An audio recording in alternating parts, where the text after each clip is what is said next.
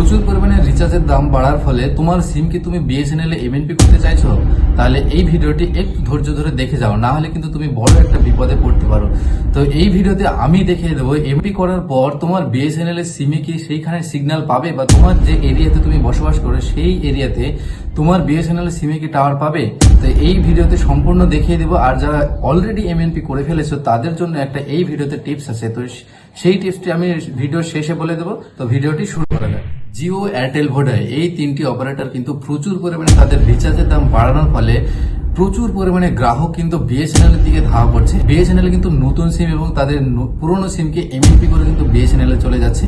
তো বিএসএনএল এ তো যাচ্ছে, কিন্তু প্রচুর পরিমাণে সমস্যার সম্মুখীনও কিন্তু গ্রাহকদের হতে হচ্ছে। তো সমস্যাটা কি, তাদের যে সিম এমএনপি করে বিএসএনএল আসছে, এমএনপি করে বিএসএনএল আসার পর কিন্তু সেই এরিয়াতে তাদের সিমের কিন্তু নেটওয়ার্ক পাচ্ছে না।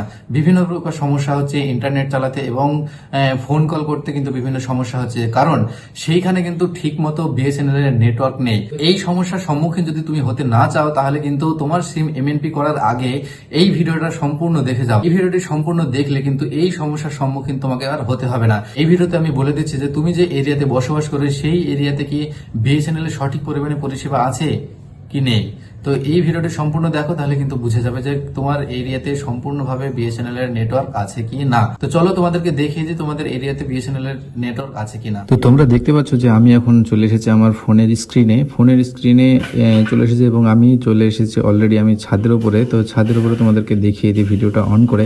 তোমরা দেখতে পাচ্ছ যে আমি আমার বাড়ির ছাদের দোতলার উপরে দাঁড়িয়ে আছি, এবং আশেপাশে আমার এলাকাও দেখতে পাচ্ছ যে আমি এখন বাড়ির ছাদে দাঁড়িয়ে আছি। তো চলো তোমরা কি করবে, তোমার ফোন থেকে প্রথমেই প্লে স্টোরটা ওপেন করতে হবে। তোমরা যদি আইফোন ইউজ করে থাকো তাহলে কিন্তু অ্যাপ স্টোর ওপেন করতে হবে, আর তোমরা যদি অ্যান্ড্রয়েড ইউজ করে থাকো তাহলে কিন্তু প্লে স্টোরে পেয়ে যাবে। তো প্লে স্টোরে আসার পর বা অ্যাপ স্টোরে আসার পর তোমাদের একটা অ্যাপ সার্চ করতে হবে, যেটা নাম হচ্ছে ওপেন সিগন্যাল।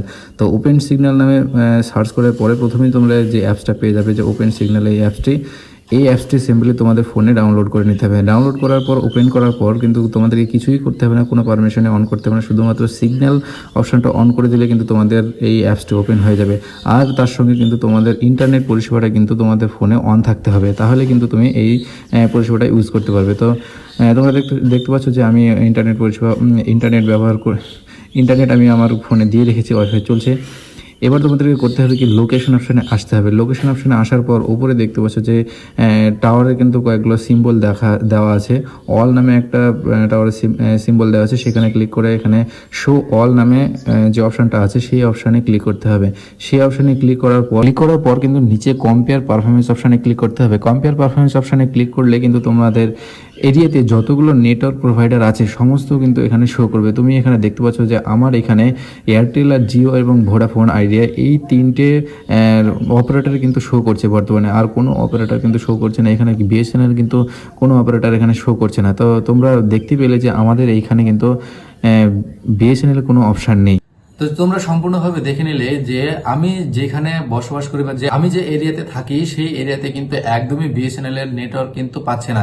শুধুমাত্র জিও, এয়ারটেল, ভোডা এই তিনটে অপারেটরই কিন্তু এরিয়াতে শো করছে, বা আমার এরিয়াতে আমি ইউজ করতে পারবো। বিএসএনএল এ কিন্তু একদমই নেটওয়ার্কের নামগন্ধ পর্যন্ত পাওয়া যাচ্ছে না। এই সমস্যার সমাধানের জন্য বিএসএনএল কোম্পানি কিন্তু একদম তড়িঘড়ি কিন্তু তারা নিজের কাজে নেমে গিয়েছে, কারণ জিও, এয়ারটেল, ভোডা প্রচুর পরিমাণে কিন্তু ইন্টারনেট পরিষেবার দাম বাড়ানোর ফলে কিন্তু প্রচুর পরিমাণে গ্রাহক কিন্তু তাদের বিএসএনএল কোম্পানিতে চলে আসছে।